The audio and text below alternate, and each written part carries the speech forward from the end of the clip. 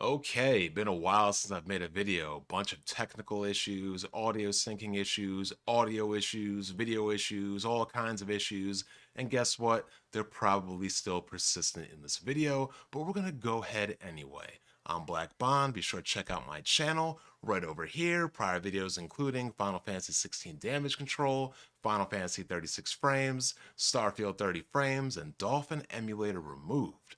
Also, be sure to check us out over at the Weapon Wheel Podcast. BG has hit 100,000 subscribers, so big shout out and congratulations to him. As always, be sure to check out the Patreon, the Discord, support us on all that good stuff. We were at 460, and we're only 10 days into the month.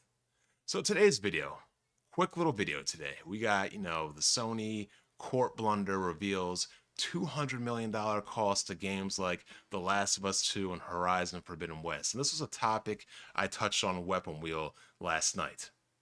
So, we talked about, The Witcher 3, 81 million, Cyberpunk, 360 million. You had games like Ghost of Tsushima, 90 million. But right here, we're seeing, games, like The Last of Us 2, games like Horizon, games probably like God of War, they're around the 200 million mark. These are expensive games to make with high production costs and high production values. And they're selling these games for $70. Now we know why. But my question is this. If you're Microsoft and you're competing, how do you compete with these games irregardless of the talent that you have? You see, Sony's model is to spend close to $250,000 on a game, $250,000, high quality, sell a lot, make money. Can Microsoft really do the same thing when their audience has been conditioned to not purchase games, but to subscribe and get games for pennies on the dollar?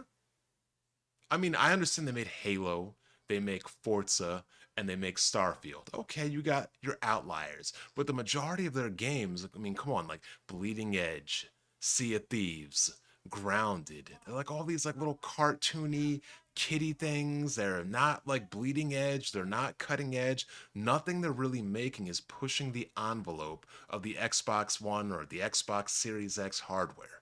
It's not. It really isn't. And when you think about it, how can they really do that? Money is not infinite. Money is finite. You can't just go out and spend two, three, four, $500 million on a game and you're not going to make anything in return. And yet people are going to play your product and service. They're going to play your games based on subscription models, as opposed to everywhere else, they're paying $50, $60, $70 for a game. Now, I don't work for Microsoft. I'm not one of their accountants. I'm not one of their bean counters, but I've seen that Sony is absolutely mopping them when it comes to overall revenue and profit. So, how does one compete with Sony if they're not making the money that Sony is? This is why sales matter. This is why numbers matter. This is why hardware matters. This is why profit matters, because you need to make money to sustain the business. As you can see, the video game industry is notoriously secretive, but after this whole FTC won't let me be versus Microsoft thing, Sony outed themselves right here. I mean, you can check out the documents. This whole FTC thing has been going on forever. I really don't care about it anymore. It's supposed to be over today. Hopefully by the time this video is done, it will be over. I highly doubt it, but I need to know how Microsoft plans on competing with Sony when their revenue stream for their games is completely different. It does not like that is one of the main reasons why Sony does not want to put games on PSN Plus or any other services day one, because they need to sell these games to make money. This is also why they go to the PC later, because they need to make additional money.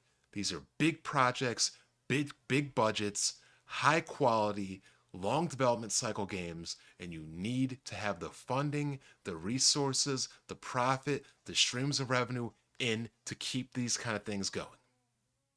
Let me know what y'all think. I'm Black Bond. I'll catch you guys next time.